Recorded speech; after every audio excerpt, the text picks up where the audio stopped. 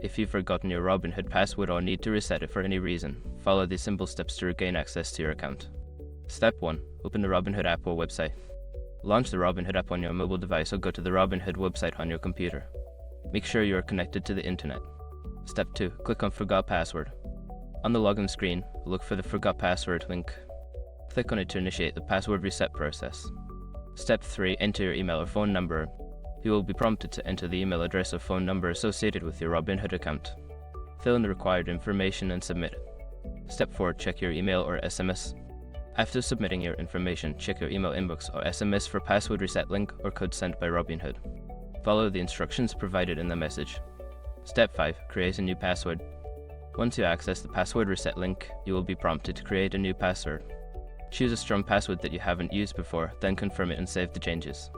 Now you can log into your Robinhood account with your new password. If you encounter any issues, consider reaching out to Robinhood's customer support for further assistance.